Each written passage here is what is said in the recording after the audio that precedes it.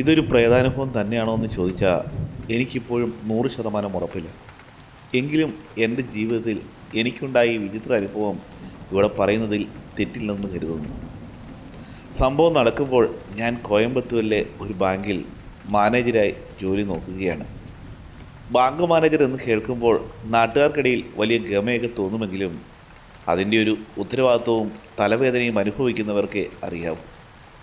വല്ലപ്പോഴും കിട്ടുന്ന അവധിക്ക് നാട്ടിലെ വീട്ടിലൊന്ന് പോയി വരാൻ ഞാൻ ശരിക്കും കൊതിച്ചിട്ടുണ്ട്. പക്ഷേ ജോലി തിരക്കുകൾ കാരണം അതിനൊട്ട് കഴിയാറുമില്ല. അങ്ങനെ ഇരിക്കെ കോയമ്പത്തൂരിലെ ആ ഒറ്റപ്പെട്ട ജീവിതം എനിക്ക് വല്ലാതെ ബോറടിക്കാൻ തുടങ്ങി.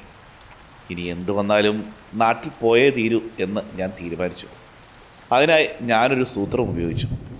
എനിക്ക് നല്ല ഒന്നാം തരം പനിയാണെന്ന് കള്ളം പറഞ്ഞ് രണ്ടും കൽപ്പിച്ച് ഞാൻ 2 ആഴ്ചത്തെ സിക്ക് ലീവ് തരപ്പെടുത്തി നേരെ നാട്ടിലേക്ക് വണ്ടി കയറി. നാട്ടിലെത്തിയ ആദ്യത്തെ കുറച്ച് ദിവസങ്ങൾ വലിയ കുഴപ്പമില്ലാതെ സന്തോഷത്തോടെ കടന്നുപോയി. എന്നാൽ 2 ആഴ്ച കഴിയാറായപ്പോൾ വീണ്ടും വീട്ടിലിരുന്ന് എനിക്ക് മടുക്കാൻ തുടങ്ങി. കള്ളപ്പനി അഭിനയിച്ച് ഒരു പണിയില്ലാതെ ഇങ്ങനെ ചടഞ്ഞിരുന്നതിലും വലിയ ശിക്ഷ വേറെയില്ലല്ലോ. ആ സമയത്താണ് എൻ്റെ ഒരു കൂട്ടുകാരൻ അവിചാരിതമായി എന്നെ വിളിക്കുന്നത്. ടൗണിലെ തിയേറ്ററിൽ പുതിയൊരു പടം വന്നിട്ടുണ്ട്, നമുക്കൊരു സെക്കൻഡ് ഷോ കണ്ടാലോ എന്നായിരുന്നു അവൻ്റെ ചോദ്യം. ലീവ് എടുത്ത് വീട്ടിൽ വന്നിട്ട് വെറുതെ ഇരിക്കുകയാണല്ലോ, എന്നാൽ പിന്നെ അതും കൂടി കണ്ടില്ല എന്ന് വേണ്ടാന്ന് വെച്ച് ഞാൻ അവനോടൊപ്പം സിനിമയ്ക്ക് പോകാൻ തന്നെ തീരുമാനിച്ചു. ആ യാത്ര എൻ്റെ ജീവിതത്തിൽ മറക്കാനാകാത്ത ഒരു രാത്രിയായി മാറുമെന്ന് ഞാനന്ന് സ്വപ്നത്തിൽ പോലും വിചാരിച്ചിരുന്നില്ല. രാത്രി ആയതുകൊണ്ട് എൻ്റെ ബൈക്കിലാണ് ഞങ്ങൾ പോയത്. സിനിമയെല്ലാം കഴിഞ്ഞ് ഞങ്ങൾ തിയേറ്ററിൽ നിന്ന് ഇറങ്ങുമ്പോൾ സമയം ഏതാണ്ട് 1 മണിയായി കാണും. ഞാൻ ബൈക്കിൽ അവനെ വീട്ടിൽ കൊണ്ടുപോയി ഡ്രോപ്പ് ചെയ്തു. സമയം പാതിര കഴിഞ്ഞിരിക്കുന്നു. നാട് മുഴുവൻ ഉറക്കത്തിലായി. ഇനി എനിക്ക് എൻ്റെ വീട്ടിലേക്ക് ഒറ്റയ്ക്ക് മടങ്ങണം. അവൻ്റെ വീട്ടിൽ നിന്ന് ഇറങ്ങാൻ നേരം അന്തരീക്ഷത്തിൽ ചെറിയൊരു മഴയുടെ ലക്ഷണമുണ്ടായിരുന്നു. ഇരുട്ടിലൂടെ വണ്ടി ഓടിക്കുന്നതിനിടയിൽ തണുത്ത കാറ്റിനൊപ്പം തുള്ളി തുള്ളിയായി മഴവെള്ളം എൻ്റെ ദേഹത്തേക്ക് വീഴുന്നത് ഞാൻ അറിയുന്നുണ്ടായിരുന്നു. അവനെ വീട്ടിലാക്കി മടങ്ങുമ്പോൾ സമയം 1:30 തണുത്ത കാറ്റിനൊപ്പം വീഴുന്ന മഴത്തുള്ളികൾ വരാനിരിക്കുന്ന ഏതോ ആപത്തിൻ്റെ സൂചനയാണോ എന്ന് ഇപ്പോൾ ഞാൻ സംശയിച്ചിരുന്നു. എൻ്റെ വീട്ടിലേക്കുള്ള വഴി എന്ന് പറയുന്നത് വീതി കുറഞ്ഞ ചെറിയൊരു ടാറിട്ട റോഡാണ്. പോകുന്ന വഴിക്ക് പഴയൊരു അമ്പലമുണ്ട്. ആ അമ്പലത്തോട് ചേർന്ന് തന്നെ ഇരുൾ മൂടിക്കിടക്കുന്ന ഭീതി ഉണർത്തുന്ന വലിയൊരു കാവും. പകൽ സമയത്ത് പോലും അങ്ങോട്ടും നോക്കാൻ ആളുകൾക്ക് ചെറിയൊരു പേടിയുള്ള സ്ഥലമാണ്. രാത്രി 10 മണി കഴിഞ്ഞാൽ പിന്നെ ഒരു മനുഷ്യക്കുഞ്ഞു പോലും ആ വഴി സഞ്ചരിക്കാറില്ല. അങ്ങനെയുള്ള ഒരു ഉൾനാടൻ പ്രദേശത്തു കൂടിയാണ് ഈ നട്ടപ്പാതിരയ്ക്ക് ഞാൻ തനിച്ച് ബൈക്ക് ഓടിച്ച് പോകുന്നത്. കൂട്ടിനുള്ളത് വണ്ടിയുടെ ഹെഡ്ലൈറ്റ് വെളിച്ചം മാത്രം. വഴി വിജനമായതോടെയും തണുപ്പ് കൂടിയതോടെയും എൻ്റെ കണ്ണും മനസ്സും പതിയെ കാട് കയറാൻ തുടങ്ങി. മനുഷ്യസഹജമായ തോന്നലുകൾ തന്നെ. രാത്രി പാതിരയായി. പോകുന്ന വഴിക്കാണെങ്കിൽ ആ കാവുമുണ്ട്. അവിടുത്തെ ദുഷ്ടശക്തികളെക്കുറിച്ചും പ്രേതങ്ങളെക്കുറിച്ചുമൊക്കെ കേട്ടുകേഴ്വിയുള്ള കെട്ടുകഥകൾ നിരവധിയാണല്ലോ. ഇങ്ങനെയൊക്കെയുള്ള ചിന്തകൾ എൻ്റെ മനസ്സിലേക്ക് ഓടി വന്നു. ദൈവമേ, ഇനിയിപ്പോൾ ആ വഴിക്ക് വെച്ച് വല്ലതും കൺമുന്നിൽപ്പെട്ടാൽ പിന്നെ ഒന്നും നോക്കാനില്ല, വണ്ടി പരമാവധി സ്പീഡിൽ പറപ്പിക്കണം എന്നൊക്കെ ഞാൻ മനസ്സിൽ കൂട്ടി ഭയപ്പാടോടെ വണ്ടി ഓടിക്കുകയാണ്. ആ ചിന്തകളെ ശരിവെക്കുന്നത് പോലെ അപ്രതീക്ഷിതമായി പിന്നിൽ നിന്നൊരു കാറ്റ് എന്നെ കടന്നുപോയി. അതും വല്ലാത്തൊരു ഗന്ധവുമായി. അങ്ങനെ ഓരോന്നാലോചിച്ച് കൂരാക്കൂരിരുട്ടിലൂടെ കടന്നു പോകുന്നതിനിടയിലാണ് അത് സംഭവിച്ചത്. പെട്ടെന്ന് എൻ്റെ പിന്നിൽ നിന്നും വല്ലാത്തൊരു ഗന്ധം വന്ന് എൻ്റെ മൂക്കിലടിച്ചു. വല്ലാത്തൊരു മണമെന്ന് പറഞ്ഞാൽ പോരാ, കട്ട മുല്ലപ്പൂവിൻ്റെ മണം. ആ വിജനമായ റോഡിൽ, അതും ഈ നട്ടപ്പാതിരയ്ക്ക് ചാറ്റൽ മഴയത്ത് ഇവിടുന്ന് വരാനാണ് ഇത്രയും രൂക്ഷമായ മുല്ലപ്പൂ മണം. ചിന്തിക്കാൻ സമയം കിട്ടും മുമ്പേ അടുത്ത നിമിഷം എൻ്റെ ചെവിയെ ഇക്കിളിപ്പെടുത്തിക്കൊണ്ട് കൊടുന്തണുപ്പുള്ള ഒരു കാറ്റ് പിന്നിൽ നിന്നും മുന്നിലേക്ക് കടന്നുപോയി. സത്യം പറയാമല്ലോ, ആ കാറ്റേറ്റപ്പോൾ എനിക്ക് ഇക്കിളിയല്ല, മറിച്ച് അടിമുടിയൊരു മരണഭയമാണ് തോന്നിയത്. എൻ്റെ വണ്ടിയുടെ പിന്നിൽ മറ്റാരോ ഇരിപ്പുണ്ടെന്ന് ആ നിമിഷം എനിക്ക് 100% ഉറപ്പായി. എൻ്റെ ഹൃദയമിടിപ്പ് 10 മടങ്ങ് വർദ്ധിച്ചു. കഴുത്തിന് മുന്നിൽ ആരുടെയോ ശ്വാസം തട്ടുന്നത് പോലുള്ളൊരു ഫീൽ. തിരിഞ്ഞു നോക്കാൻ എനിക്കൊട്ടും ധൈര്യം വന്നില്ല. ഞാൻ അറിയാതെ വണ്ടിയുടെ ആക്സിലേറ്റർ ആഞ്ഞു തിരിച്ച് സ്പീഡ് കൂട്ടി. അല്പദൂരം കൂടി മുന്നോട്ട് പോയാൽ റോഡിലൊരു വലിയ വളവാണ്. ആ വളവ് ഓടിക്കഴിഞ്ഞാൽ പിന്നെ 1 കിലോമീറ്ററോളം നേരെ വണ്ടി ഓടിച്ചാൽ എൻ്റെ വീടെത്തും. വളവെടുത്തതോടെ ആ വലിയ സ്പീഡിൽ വണ്ടി തിരിക്കാൻ കഴിയാത്തതിനാൽ ഞാൻ ബ്രേക്ക് പിടിച്ച് വണ്ടി പതുക്കെ സ്ലോയാക്കി. പക്ഷേ അതൊരു അബദ്ധമായിരുന്നു. വണ്ടിയുടെ വേഗത കുറഞ്ഞതോടെ ആ മുല്ലപ്പൂവിൻ്റെ മണം അതിൻ്റെ ഏറ്റവും ഹൈ ഡോസിൽ എൻ്റെ മൂക്കിലേക്ക് ഇരച്ച് കയറാൻ തുടങ്ങി. ഒരുതരം മരവിപ്പിക്കുന്ന തണുപ്പ്. എൻ്റെ കൈയും കാലും വിറയ്ക്കാൻ തുടങ്ങിയിരുന്നു. എന്തോ വലിയൊരു ആപത്ത് എൻ്റെ തൊട്ടു പിന്നിൽ തന്നെ ഉണ്ടെന്ന തിരിച്ചറിവിൽ നെഞ്ചിടിപ്പോടെ ആ വളവിലേക്ക് ഞാൻ വണ്ടി ഓടിച്ചു കയറ്റി. ആ വളവിൻ്റെ തൊട്ടടുത്തായി പടർന്ന് പന്തലിച്ച് നിൽക്കുന്ന ഭീമാകാരമായ ഒരു പാലമരമുണ്ട്. ചെറുപ്പത്തിൽ പള്ളിക്കൂടത്തിൽ പോകുമ്പോൾ മാഷിമാരുടെ തല്ല് കൊള്ളാതിരിക്കാൻ ഞങ്ങൾ കുട്ടികളെല്ലാം ആ പാലമരത്തിൽ കല്ല് വെച്ച് പ്രാർത്ഥിച്ചിരുന്ന ഓർമ്മകൾ ആ ഭയത്തിനിടയിലും എൻ്റെ മനസ്സിലേക്ക് ഓടിയെത്തി. എന്നാൽ ഇത്തവണ പാലമരത്തെ കണ്ടപ്പോൾ എനിക്ക് ശരിക്കും മരണഭയമാണ് തോന്നിയത്. വരാൻ പോകുന്ന ഏതോ വലിയ അപകടത്തിൻ്റെ പേടിപ്പിക്കുന്നൊരു സൂചനയായി കൊമ്പുകൾ വിരിച്ചു നിൽക്കുന്ന രാക്ഷസനെ പോലെ ആ മരം അവിടെ ഇരുട്ടിൽ തലയുയർത്തി നിൽക്കുന്നു. വണ്ടിയുടെ പിന്നിലിരുന്ന ആ അദൃശ്യരൂപം ആ മരത്തിൽ നിന്നാണോ എൻ്റെ കൂടെ കൂടിയത്? ചിന്തിക്കാൻ കൂടി എനിക്ക് ഭയമായി. എന്തു വന്നാലും ശരി, ആ പാലമരത്തിൻ്റെ മുകളിലേക്കോ വണ്ടിയുടെ പിന്നിലേക്കോ ഞാൻ നോക്കില്ലെന്ന് മനസ്സിലുറപ്പിച്ചു. പെട്ടെന്നാണ് ആകാശത്ത് വലിയൊരു ശബ്ദത്തോടെ ഒരു ഇടിയും മിന്നലും ഉണ്ടായത്. ആ വെളിച്ചത്തിലും ശബ്ദത്തിലും എൻ്റെ ഉള്ള ജീവൻ പോയി. അതോടെ ആ പ്രദേശത്തെ സ്ട്രീറ്റ് ലൈറ്റുകളെല്ലാം അപ്രത്യക്ഷമായി. ചുറ്റും കൂരിരുട്ട്. ആകെ വെളിച്ചമുള്ളത് എൻ്റെ ബൈക്കിൻ്റെ ഹെഡ്ലൈറ്റ് മാത്രം. അങ്ങനെ എൻ്റെ ബൈക്ക് കൃത്യം പാലമരത്തിൻ്റെ ചൂട്ടിലെത്തിയതും യാതൊരു കാരണവുമില്ലാതെ വണ്ടി തനിയെ ഓഫായി. പുറത്ത് മഴയുടെ നല്ല കുളിരുണ്ടെങ്കിലും എൻ്റെ ശരീരം ഭയം കൊണ്ട് ശരിക്കും വിയർക്കുന്നുണ്ടായിരുന്നു. എനിക്ക് വിയർപ്പ് തടയാൻ കഴിഞ്ഞില്ല. ഞാൻ വിറയ്ക്കുന്ന കൈകളോടെ പെട്ടെന്ന് സെൽഫ് സ്റ്റാർട്ടർ അടിച്ചു നോക്കി. വർക്കാവുന്നില്ല. ഇന്ന് വരെ ഈ വണ്ടിക്ക് ഇങ്ങനൊരു പ്രോബ്ലം ഉണ്ടായിട്ടേയില്ല. പിന്നെ ഇപ്പോഴെങ്ങനെ? ചുറ്റും കൂരിട്ട്, മഞ്ഞുതുള്ളിയുടെ ശബ്ദം, പിന്നിന്നടിക്കുന്ന രൂക്ഷമായ മുല്ലപ്പൂ മണം, കൂടെ വണ്ടി ഓഫായി പാലമരച്ചൂട്ടിലുള്ള ആ നിൽപ്പും. വണ്ടിയുടെ പിന്നിലേക്ക് തിരിഞ്ഞു നോക്കാൻ എനിക്കൊട്ടും ധൈര്യമുണ്ടായിരുന്നില്ല. എൻ്റെ കിളി പൂർണ്ണമായും പോയ അവസ്ഥയിലായിരുന്നു ഞാനപ്പോൾ. ഇനി എന്തു ചെയ്യും? ആ പാലമരച്ചോട്ടിലെ കൂരിട്ടിൽ പിന്നിലെ മുല്ലപ്പൂ മണവും ശ്വാസവും അറിഞ്ഞുകൊണ്ട് ഞാൻ മരവിച്ചു നിന്നു. ഒന്ന് ഉറക്ക നിലവിളിച്ചാലോ എന്ന് ഞാൻ ആലോചിച്ചു. പക്ഷെ തൊണ്ടയിൽ നിന്നും ശബ്ദം പുറത്തേക്ക് വരുന്നില്ല. ഞാൻ തികഞ്ഞ ഒരു ഇസ്ലാം മത വിശ്വാസിയാണ്. അതുകൊണ്ട് തന്നെ ഒരു നല്ല മുസൽമാൻ എന്ന നിലയ്ക്ക് എനിക്കറിയാവുന്ന രീതിയിൽ പടച്ചോനെ മനസ്സുരുകി വിളിച്ചുകൊണ്ട് ഞാൻ കിക്കർ ആഞ്ഞു ചവിട്ടി. കിക്കർ ചവിട്ടുമ്പോൾ ഹെഡ്ലൈറ്റ് ചെറുതായി മിന്നിമറയുന്നത് മാത്രമായിരുന്നു ആ ഇരുട്ടിൽ എനിക്കൊരാശ്വാസം. പിന്നെ ചുറ്റുമുള്ളതൊന്നും ചിന്തിക്കാതെ ഞാൻ ശരിക്കും ദൈവത്തെ വിളിച്ച് ഒന്നുകൂടി സർവ്വശക്തിയുമെടുത്ത് കിക്കർ ചവിട്ടി. ഭാഗ്യം, എൻ്റെ പ്രാർത്ഥന പടച്ചോൻ കേട്ടു. വണ്ടി സ്റ്റാർട്ടായ ഉടനെ ഗിയറിട്ട് വണ്ടി മുന്നോട്ടെടുത്ത ആ നിമിഷം എൻ്റെ മനസ്സ് എന്നോട് മന്ത്രിച്ചു. ആ പാലയുടെ മുകളിൽ എന്തോ ഉണ്ട്. നീ മുകളിലേക്കൊന്ന് നോക്ക് മനസ്സേ, നീ വല്ലാത്ത ചപലതയാണ് എന്ന് എന്നെ തന്നെ ശാസിച്ചുകൊണ്ട് മുകളിലേക്കോ പിന്നിലേക്കോ നോക്കാതെ ഉറക്കെ പടച്ചോനെ എന്ന് വിളിച്ച് വണ്ടി പരമാവധി സ്പീഡിൽ മുന്നോട്ട് കുതിച്ചു. അങ്ങനെ പാഞ്ഞു പോകുന്നതിനിടയിൽ എൻ്റെ തൊട്ടു മുന്നിൽ റോഡിന് കുറുകെ അതാ വലിയൊരു മരം വീണ് കിടക്കുന്നു. എൻ്റെ കാൽ അറിയാതെ ബ്രേക്കിലമർന്നു. തികഞ്ഞൊരു ബൈക്ക് റേസറുടെ മെയ്വഴക്കത്തോടെ ഞാൻ ഒരുവിധം ആ മരത്തിലിരിക്കാതെ വണ്ടി വെട്ടിച്ചു മാറ്റി. ഞാനൊന്ന് ആലോചിച്ച് നോക്കി. ആ പാലമരത്തിന് ചൂട്ടിൽ വെച്ച് എൻ്റെ മനസ്സ് പറഞ്ഞത് കേട്ട് ഞാൻ വണ്ടിയുടെ പിന്നിലേക്കോ മുകളിലേക്കോ നോക്കിയിരുന്നെങ്കിൽ എൻ്റെ ശ്രദ്ധ മാറി വണ്ടി ഉറപ്പായും ഈ മരത്തിലിടിച്ച് മറിഞ്ഞേനെ. വലിയൊരു അപകടം അവിടെ നടന്നേനെ. എന്നെ കാത്തു രക്ഷിച്ച് ദൈവത്തോട് നന്ദി പറഞ്ഞുകൊണ്ട് ഞാൻ വണ്ടിയുമെടുത്ത് വീണ്ടും പാഞ്ഞു. ഇതെല്ലാം 5 മിനിറ്റ് കൊണ്ടാണ് കഴിഞ്ഞത്. പിന്നീട് വെറും 2 മിനിറ്റ് കൊണ്ട് എൻ്റെ വീട്ടിലെത്തി. വണ്ടി ഓഫാക്കി കിതച്ചുകൊണ്ട് വരാന്തയിലേക്ക് കയറി വിയർത്ത് കുളിച്ച് കിളിപോയ അവസ്ഥയിൽ നിൽക്കുന്ന എന്നെ കണ്ട് കറുക് തുറന്ന എൻ്റെ അമ്മ അമ്പരപ്പോടെ ചോദിച്ചു, ഇതെന്ത് പറ്റി? നീ എന്താടാ വല്ല പ്രയത്നം കണ്ടോ? എനിക്ക് അമ്മയോട് അപ്പോൾ ഒന്നും പറയാൻ കഴിഞ്ഞില്ല. അന്നത്തെ സംഭവം എൻ്റെ വെറും തോന്നലായിരുന്നോ അതോ ഞാൻ പിന്നിൽ ഇരുത്തിക്കൊണ്ട് വന്നത് ശരിക്കും ഏതെങ്കിലും അജ്ഞാത രൂപത്തെ ആയിരുന്നോ എന്ന് എനിക്ക് ഇന്നും അറിയില്ല. നമ്മുടെ കേരളത്തിലെ പ്രേതകഥകളിലെ ഏറ്റവും വലിയ സൂപ്പർ സ്റ്റാർ ആരാണെന്ന് ചോദിച്ചാൽ അതിനൊരൊറ്റ ഉത്തരമേ ഉള്ളൂ, യക്ഷി. വെള്ളച്ചേലയെടുത്ത് മുടിയഴിച്ച് ഇരുമ്പാണി പോലുള്ള പല്ലുകളുമായി വരുന്ന ഈ യക്ഷി സങ്കല്പം നമ്മുടെ സിനിമാക്കാരും ഖാദികരും കൂടി പണ്ടേ നമ്മുടെയൊക്കെ മനസ്സിൽ ആഴത്തിൽ കുത്തിവെച്ചിട്ടുള്ളതാണ്. ഏത് വലിയ ധൈര്യശാലിയാണെങ്കിലും പാതിരാത്രിയിൽ വഴി നടക്കുമ്പോൾ എവിടെ നിന്നെങ്കിലും ഒരു ചിലങ്കയുടെ കിലുക്കമോ അല്ലെങ്കിൽ ഒരു പെണ്ണിൻ്റെ അടക്കിപ്പിടിച്ച ചിരിയോ കേട്ടാൽ ഒരു നിമിഷം ഒന്ന് പതറിപ്പോകും. അതാണ് യക്ഷിയുടെ സങ്കല്പത്തിൻ്റെ പവർ. ഇതിലേറ്റവും പ്രസിദ്ധമായത് മലയാലപ്പുഴ യക്ഷിയാണ്. പത്തനംതിട്ടയിലെ മലയാലപ്പുഴ എന്ന ദേശത്ത് പണ്ട് അതിസുന്ദരിയായ ഒരു യക്ഷി ഉണ്ടായിരുന്നു അത്രേ. അർദ്ധരാത്രിയിൽ അതുവഴി പോകുന്ന പുരുഷന്മാരെ വഴിതെറ്റിച്ച് തൻ്റെ മായാവലയത്തിൽപ്പെടുത്തി രക്തമൂറ്റിക്കുടിക്കുന്ന ഭീകരിയായ യക്ഷി. അവളുടെ ശല്യം സഹിക്കാതെ വന്നപ്പോൾ നാട്ടുപ്രമാണിമാരുടെ അപേക്ഷ പ്രകാരം സാക്ഷാൽ മലയാലപ്പുഴ ഭഗവതി തന്നെ നേരിട്ടിറങ്ങി ആ യക്ഷിയെ തളച്ചുവെന്നാണ് ഐതിഹ്യം. ചിലർ പറയും ഭഗവതിയുടെ നിർദ്ദേശപ്രകാരം വലിയൊരു മന്ത്രവാദിയാണ് അവളെ കുപ്പിയിലാക്കിയതെന്ന്. എന്തായാലും ഈ യക്ഷികളിലെല്ലാം കോമണായൊരു പ്രധാന കാര്യമുണ്ട്: ഏഴിലും പാലയും പാലപ്പൂവിൻ്റെ ഗന്ധവും. യക്ഷികളുടെ സ്ഥിരം വാസസ്ഥലമാണത്രേ പാലമരം. പാലപൂത്ത് നിൽക്കുന്ന സമയത്ത് പാതിരാത്രിയിൽ ആ വഴി പോയാൽ യക്ഷി കൂടെ പോരും എന്നൊക്കെ പണ്ടുള്ള കാരണവന്മാർ പറയുന്നത് കേട്ട് നമ്മളൊക്കെ ഒരുപാട് കളിയാക്കി ചിരിച്ചിട്ടുണ്ട്. ഇതൊക്കെ വെറും കെട്ടുകഥകളല്ലേ എന്നൊക്കെ ചോദിച്ച് തള്ളിക്കളഞ്ഞവനാണ് ഈ ഞാനും. പക്ഷേ എൻ്റെ ആ അഹങ്കാരമെല്ലാം ഒറ്റ രാത്രി കൊണ്ട് പമ്പ കടന്നു.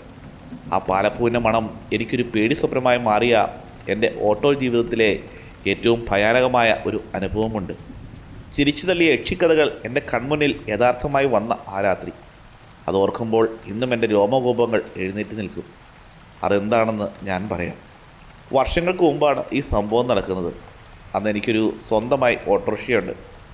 പകൽ സമയത്തെ ഓട്ടമെല്ലാം കഴിഞ്ഞ് ക്ഷീണിച്ച് വീട്ടിലേക്ക് പോകാൻ തുടങ്ങുമ്പോഴാണ് രാത്രി ഒരു കല്യാണ പാർട്ടിയുടെ ട്രിപ്പ് കിട്ടുന്നത്. വേണ്ടെന്ന് വയ്ക്കാൻ തോന്നിയില്ല. കുറച്ച് ദൂരെയുള്ള ഒരു ഉൾനാടൻ ഗ്രാമത്തിലായിരുന്നു ഓട്ടം. അവിടെ ചെന്ന് ആളെ ഇറക്കി തിരികെ വരുമ്പോൾ സമയം രാത്രി 12:30 കഴിഞ്ഞിരുന്നു.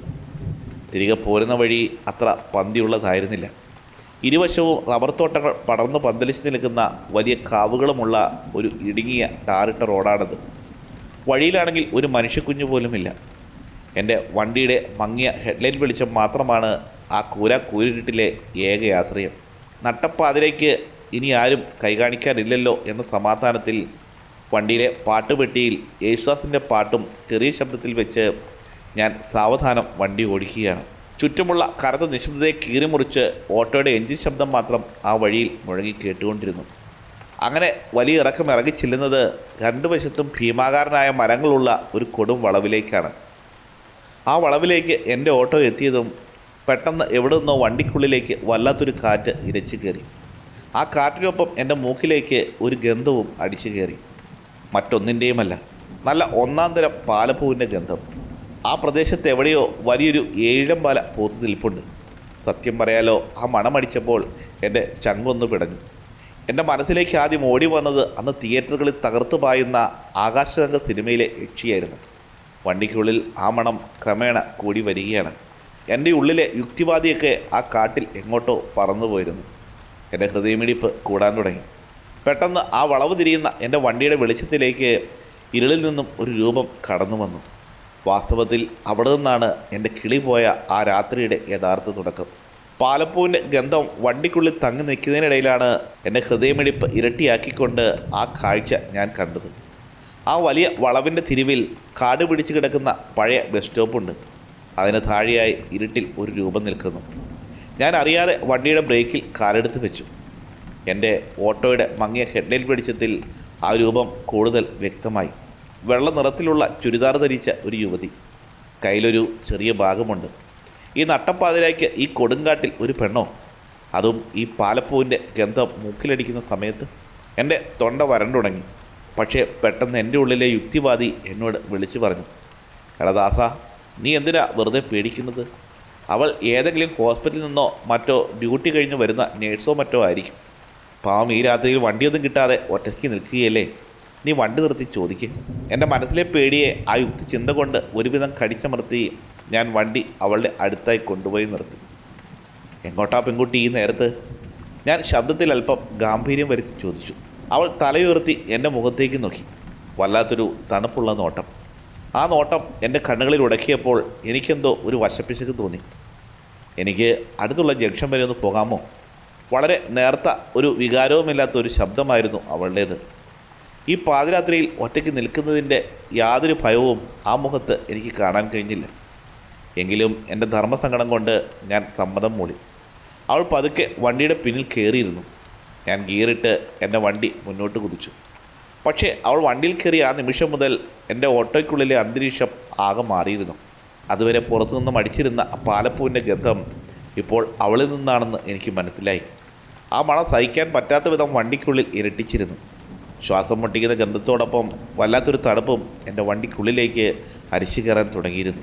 വണ്ടി മുന്നോട്ട് പോകുന്നതിനിടയിൽ എൻ്റെ ഉള്ളിലെ ഭയം മാറ്റാനായി ഞാൻ അവളോട് സംസാരം തുടങ്ങാൻ തീരുമാനിച്ചു. കുട്ടി എവിടുന്ന് വരികയാണ് ഈ സമയത്ത്? ഹോസ്പിറ്റലിൽ നിന്നാണോ? മറുപടിയില്ല.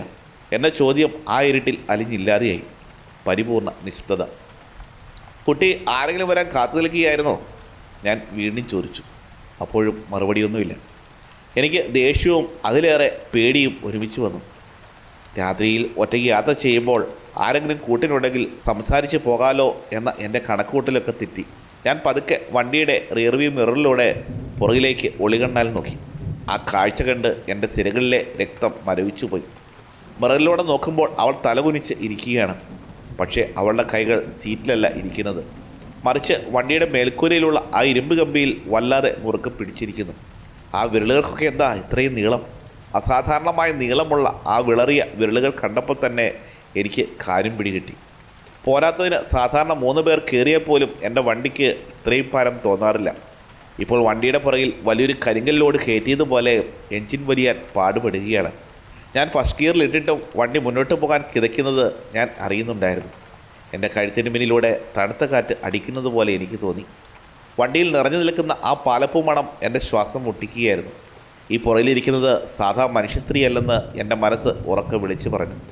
കുട്ടിക്കാലം തൊട്ട് കേട്ടുമറന്ന മലയാളപ്പുഴ യക്ഷിക്കഥകളെല്ലാം പറയുന്നത് പോലെ എൻ്റെ വണ്ടിയിൽ കയറിയത് യക്ഷിയാണോ അതോ മറ്റെന്തെങ്കിലും അമാനുഷിക ശക്തിയാണോ?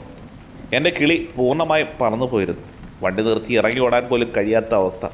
ഭയം കാരണം എൻ്റെ കൈയും കാലും വിറയ്ക്കുന്നുണ്ടായിരുന്നു. എങ്ങനെയെങ്കിലും അവൾ പറഞ്ഞ ആ ജംഗ്ഷനൊന്ന് എത്തിക്കിട്ടിയാൽ മതിയെന്നായി എൻ്റെ സകല പ്രാർത്ഥനയും. ഒരുവിധം പ്രാർത്ഥനകളെല്ലാം കഴിച്ച് കിതച്ചുകൊണ്ട് വലിഞ്ഞു കയറി എൻ്റെ ഓട്ടോ അവൾ പറഞ്ഞ ആ ജംഗ്ഷനിൽ എത്തിച്ചേർന്നു. അവിടെ ഒരു സ്ട്രീറ്റ് ലൈറ്റ് മങ്ങി കത്തുന്നുണ്ടായിരുന്നു. വണ്ടി നിർത്തിയതും ആ വലിയ ഭാരം ഇറങ്ങിപ്പോയതുപോലെ എനിക്ക് തോന്നി. എൻ്റെ വണ്ടിയുടെ എൻജിൻ ഒന്ന് നെടുവീർപ്പിട്ടതുപോലെ.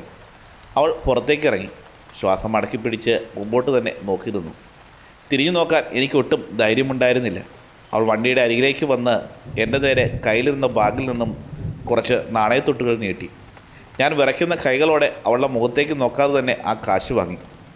ശരിയേട്ടാ എന്ന് നേർത്ത ശബ്ദത്തിൽ പറഞ്ഞ് അവൾ തിരിഞ്ഞു നടന്നു. അവൾ നടന്നു പോകുന്നത് റോഡിലൂടെ ആയിരുന്നില്ല, മറിച്ച് റോഡരികിലെ കാട് പിടിച്ച വലിയ മുള്ളുകളുള്ള കുറ്റിക്കാട്ടിലേക്കായിരുന്നു. ആ മുള്ളുകൾക്കിടയിലൂടെ യാതൊരു തടസ്സവുമില്ലാതെ നിലത്ത് കാല് മുട്ടാത്തതുപോലെ അവൾ ഒഴുകി മറയുന്നത് കണ്ട് എൻ്റെ ശ്വാസം നിലച്ചുപോയി. ഞാൻ വിറയ്ക്കുന്ന കൈകളോടെ എൻ്റെ കയ്യിലിരുന്ന നാണയത്തൊട്ടിലേക്ക് നോക്കി. സ്ട്രീറ്റ് ലൈറ്റിൻ്റെ മങ്ങിയ വെളിച്ചത്തിൽ ആ കാഴ്ച കണ്ട് എൻ്റെ ജീവൻ പോയി. എൻ്റെ കയ്യിലിരുന്നത് പൈസയായിരുന്നില്ല, അല്പം വാടിയ 3-4 ഏഴിലം പാല പൂക്കളായിരുന്നു. അത് കണ്ടതും അലർച്ചയോടെ ആ പൂക്കൾ റോഡിലേക്ക് വലിച്ചെറിഞ്ഞ് ഒറ്റയടിക്ക് ഗിയറിട്ട് ഞാൻ വണ്ടി പറപ്പിച്ചു. പിന്നെ ഒരു മരണപ്പാച്ചിലായിരുന്നു. വീട്ടിലെത്തും വരെ തിരിഞ്ഞു നോക്കാൻ എനിക്ക് ധൈര്യമുണ്ടായിരുന്നില്ല.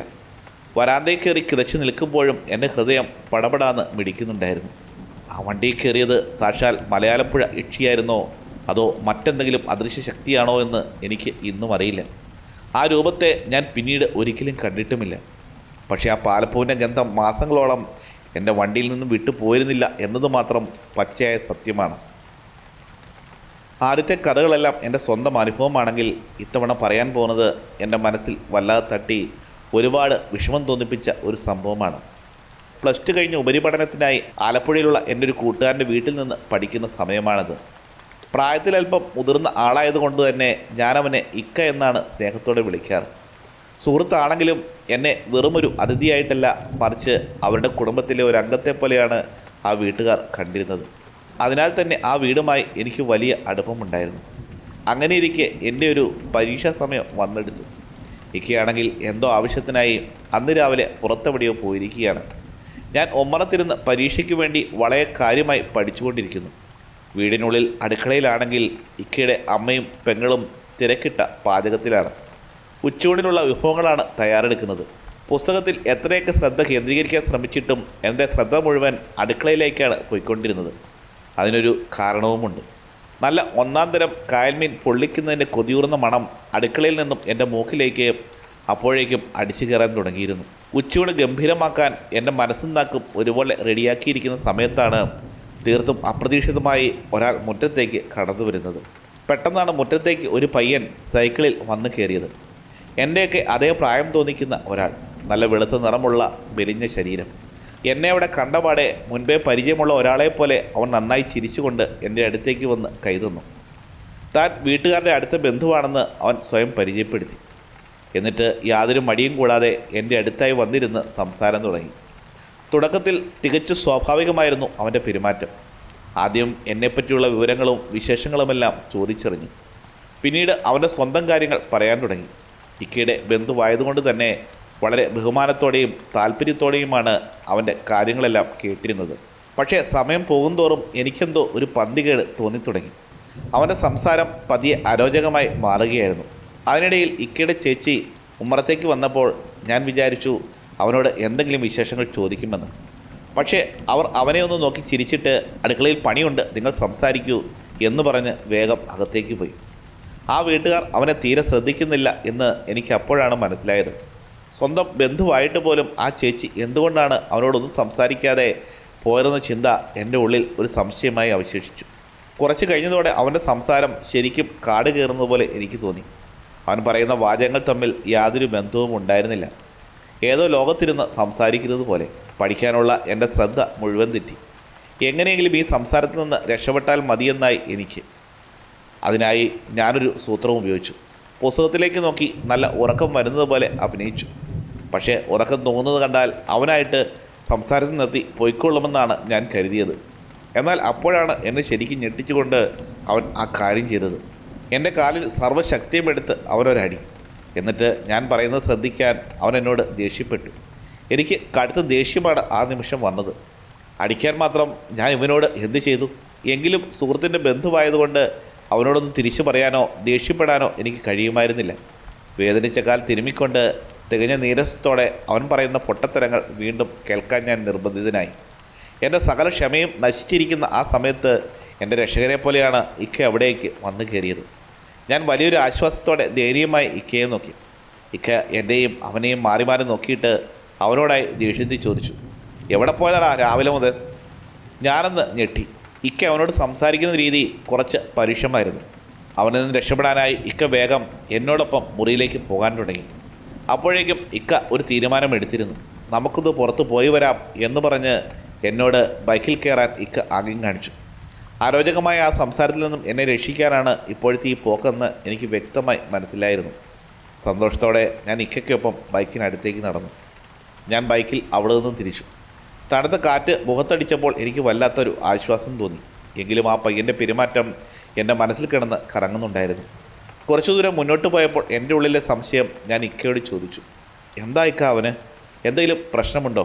എൻ്റെ ചോദ്യം കേട്ട് ഇക്ക വണ്ടി ഓടിക്കുന്നതിനിടയിൽ തന്നെ ഒന്ന് ചിരിച്ചുകൊണ്ട് പറഞ്ഞു, അവനൊരു 20 പൈസ കുറവാടാ.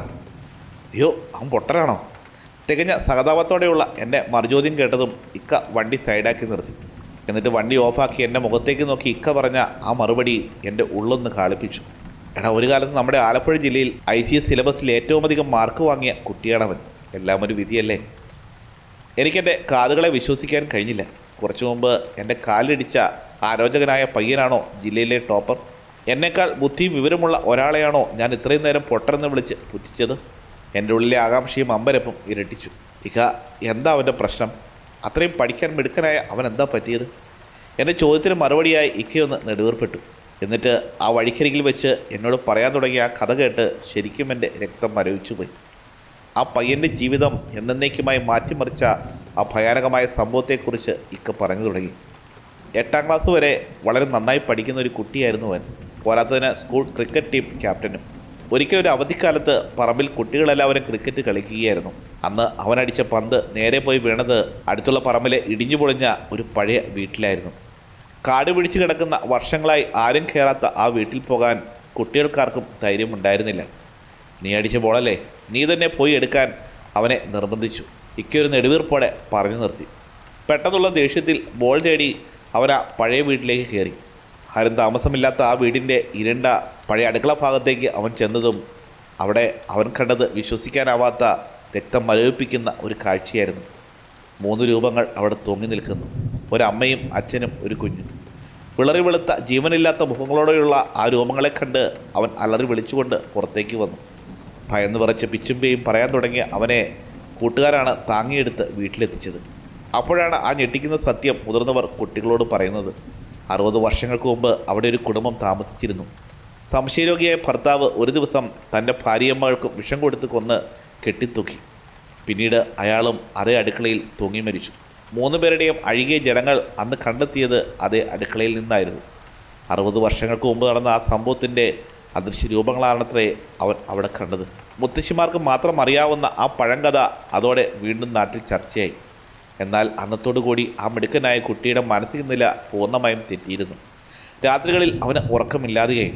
വലിയ ഡോക്ടർമാരും മന്ത്രവാദികളും നോക്കിയിട്ടും ഒരു ഫലവും ഉണ്ടായില്ല. SSLC പരീക്ഷയിൽ അവൻ തോറ്റു. ഇപ്പോൾ രാത്രി മുഴുവൻ അവൻ ആരോടൊക്കെയോ സംസാരിക്കും. രാവിലെ വീട്ടിൽ നിന്നിറങ്ങി എങ്ങോട്ടൊക്കെയോ നടക്കും. അവനിനി ഒരു രക്ഷയുമില്ലടാ. ഇത്രയും പറഞ്ഞ് ഇക്ക നിർത്തുമ്പോൾ എൻ്റെ കൈയും കാലും മരവിച്ച് പോകുന്നത് പോലെ എനിക്ക് തോന്നി. കേവലം ഒരു നിമിഷത്തെ ഒരു കാഴ്ച എത്ര മനോഹരമായ ഒരു ഭാവിയാണ് ഇല്ലാതാക്കിയത്. എൻ്റെ കാലിലടിച്ചതിന് എനിക്ക് അവനോട് തോന്നിയ ദേഷ്യത്തെ ഓർത്ത് മനസ്സുകൊണ്ട് 100 തവണ ഞാൻ അവനോട് മാപ്പ് പറഞ്ഞു. പിന്നീട് ഇക്കയ്ക്കൊപ്പം വണ്ടിക്ക് പിന്നിൽ കയറിയിരുന്ന് യാത്ര തുടങ്ങുമ്പോൾ എൻ്റെ മനസ്സ് വല്ലാതെ ഭാരപ്പെട്ടിരുന്നു. കാറ്റ് കൊണ്ടാണെന്ന് അഭിനയിച്ച് ഞാൻ എൻ്റെ കവിളിലൂടെ ഒലിച്ചിറങ്ങിയ കണ്ണുനീർ പതുക്കെ തുടച്ചു മാറ്റുന്നുണ്ടായിരുന്നു. വിധി ചിലപ്പോൾ എത്ര ക്രൂരമായാണ് ചിലരുടെ ജീവിതത്തിൽ ഇടപെടുന്നോർത്ത് എൻ്റെ ഹൃദയം നീങ്ങുകയായിരുന്നു.